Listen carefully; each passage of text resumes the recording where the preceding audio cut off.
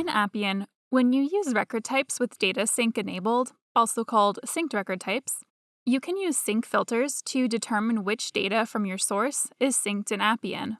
In this video, you'll learn about top use cases for sync filters that you can use in your own apps. This video is brought to you by Academy Online and the Appian Community YouTube channel. Check out the links to more learning resources from our team in the description below. And to keep learning about the newest features from Appian, like this video, subscribe, and turn on notifications. Let's start by discussing why you might only need to sync certain data from your source. When you enable sync on a record type, there is a virtual data layer on top of your enterprise data, so you can access all the data you need in one place. Your record data loads faster and gives you access to features that help you quickly build powerful applications. Sync filters, which used to be called source filters, let you determine what data from your source is synced and available in Appian. You can add sync filters when setting up your record type for the first time, or from the data model page. When you add a sync filter, you can filter by the source fields and a relationship. When you filter by a relationship, your record type inherits the sync filters from the related record type. You can also filter by a specific related record field. In this video, we'll look at examples from Acme Financial, a fictional company that handles various financial accounts across the United States. Marco is an Appian developer at Acme Financial and is building an app for managing customer inquiries about loans, credit cards, and investment accounts. Let's see how Marco can use sync filters to manage what data is synced in Appian. First, organize your data into separate record types. As part of the customer inquiry application, Marco is working with existing data about customer accounts. Acme Financial is an established leader in their industry, so they have decades of account information, including about closed accounts. Because this is a lot of data, Marco wants to split up the dataset into different record types, where each record type only syncs a portion of the data.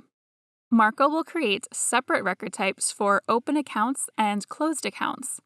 This strategy is especially useful when working with extra large datasets because there's a maximum number of rows you can sync in Appian.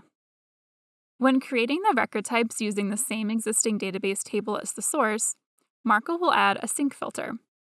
The data model has an isOpen field to indicate whether the account is open or closed, so he uses that field to determine which accounts are initially synced in which record type. Then, when an account is changed to close, the record will be removed from the active accounts record type and synced in the closed accounts record type. Second, soft deletes. Marco is designing how to handle deletes in the application. However, per company policy, the data can't be permanently deleted. So, Marco designs the app to use soft deletes.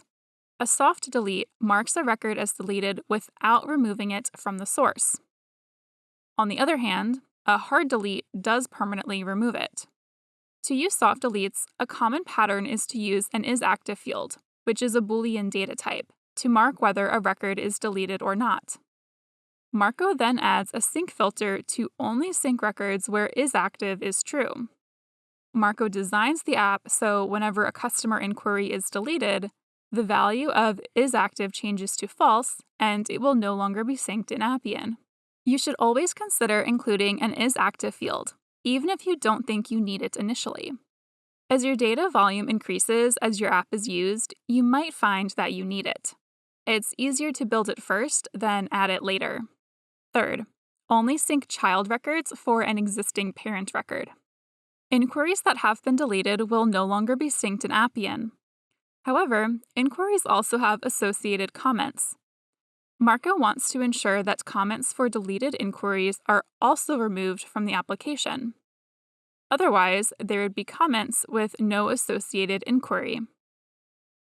With sync filters, Marco can easily ensure the filters applied to the inquiry record type also apply to the comments record type, so that any comments from deleted inquiries are not synced in Appian.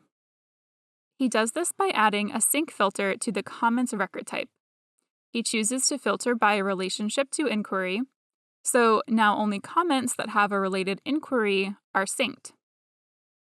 Fourth, Use multiple attributes to sync only relevant, timely data.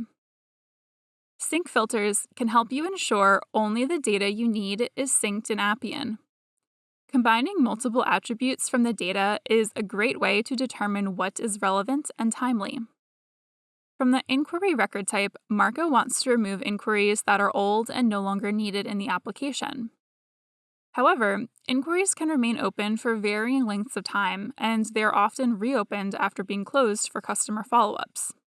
So he does not want to solely rely on the last time an inquiry was modified or the status.